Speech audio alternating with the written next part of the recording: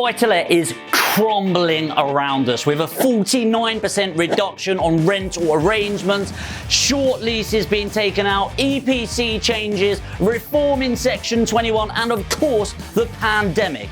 Is there really any future in buy-to-let property? Buy-to-let is dead. There is no future in buy-to-let property. It's everything I have been hearing for the last 7 or 8 years since getting started in property in the first place, and they're droning on. But there are a lot of changes. Let me go through some of them right now.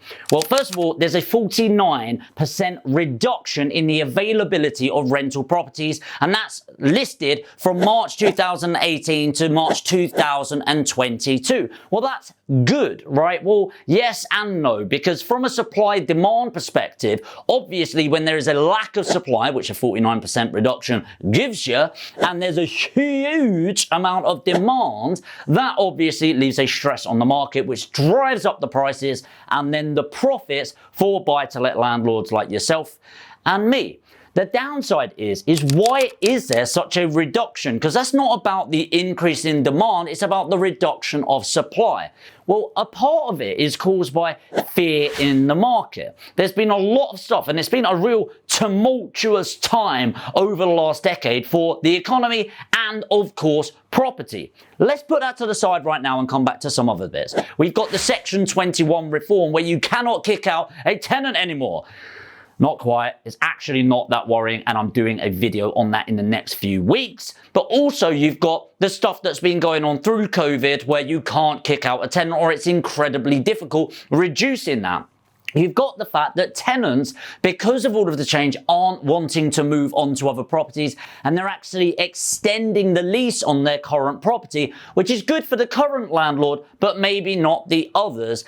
And of course, the implementation of short leases, so HMO properties and service accommodation properties, corporate lets. It means that more and more landlords are taking away properties from the private rental sector and giving it to guests, getting a higher return in return for a higher risk, but ultimately taken away from the market. Disruptions are just not great. Okay, I said to my business partner a while back that actually stability, creating a stable foundation is the only way in order to build a successful business, build your skyscraper, right? But actually, it's not quite true. Yes, that is when we all want to build up, but it also creates more competition when the lay of the land is so incredibly easy. So the disruptions have been fairly continuous from Brexit way back when the vote came in and shook everyone, went, oh my God, the market's gonna crash. And what happened?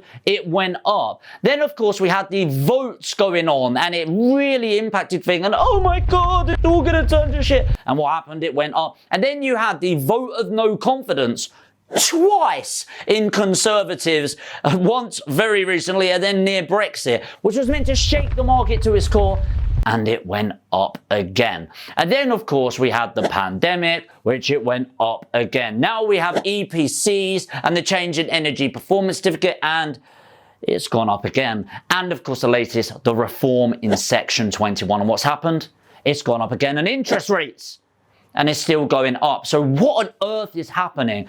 The reason for this is disruption, yes, just cause a breakdown in the foundations, the stability and safety of a market, but change creates opportunity. And whilst you've got landlords at the top that have been the old school landlords in the game for donkey's years trying to get out of the market, the new breed of entrepreneur, the new breed of buy-to-let investor, you and I are hungry to the core, ready to hustle, ready to work and make significant money from buy-to-let property. So what's my honest opinion of buy-to-let property? Is buy-to-let property is dead every single month and every single year, and buy-to-let is very much alive to the right individual, and I think it's contextualized around your time in life and what you're hungry for. Now, my opinion is that they had the heyday 20, 30 years ago, but it would be ridiculous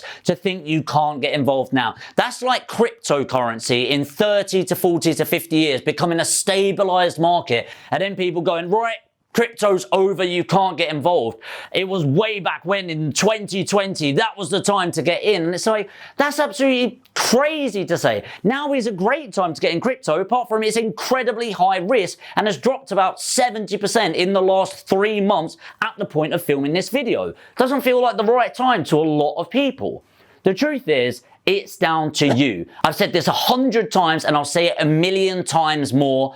Time in the market will always be timing the market. In the past month, we've put another 4 properties that we are personally purchasing, with another 29 that we've put out to our investors purchasing in APG, Aspire Property Group, our hands-free service. It really comes down to, are you a pessimist or an optimist? And either is absolutely fine, by the way, but you're either going to find results in property or you're going to find an excuse before you even get started. Yes, there was Brexit. Yes, there was the vote of no confidence. Yes, there's been pandemics. Yes, there's been the reforms. Yes, there's been EPCs. Yes, there's been so much more. The introduction of rent caps, not going to happen, by the way. Russia, Ukraine, petrol prices, the fuel going crazy, and the cost of living going significantly up. Every single one has had a temporary blip and an increase. The truth is, property's been around for ever. Okay, the Egyptians used property as an investment. It's been measured since 1086, since the Doomsday Book, where you could buy all of the land in the UK for 73 grand. The average property price is 290,000. Buy-to-let properties have been measured since the 50s, where the average property was £1,800. In fact, the average person that owned a house, their car was worth more than the house at the time, and it's doubled almost every 10 years. Decade upon decade upon decade. On average, property goes up at 7.9% per annum in capital appreciation, and it is absolutely insane as a safe long-term investment. Now, can I guarantee it might not go up or down month to month? No, that would be ridiculous. But what I can guarantee you is if you put money in today, in 10, 20, 30 years, you have made one of the safest and most substantial investments you could ever make for yourself and your legacy. But hey, that's just my opinion. How do you actually improve this? With the use of technology. And for me, technology is implemented and made my life so much easier, because with all of these changes, up-to-date data is of paramount importance with how your properties get sourced, with how you data drive with your mortgages, making sure you've got the most competitive rates, to make sure you're analyzing it in the most effective way, and of course, making sure you've got the right insurance and management in place once you've actually got your portfolio together.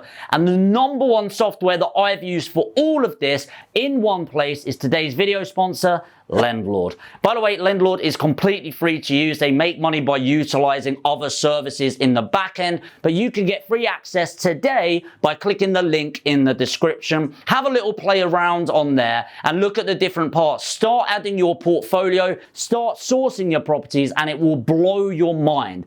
We are in the age of information, where information is the new gold, is the new oil, is the new tech. And this data-driven software gets you everything you need. But that's just my opinion.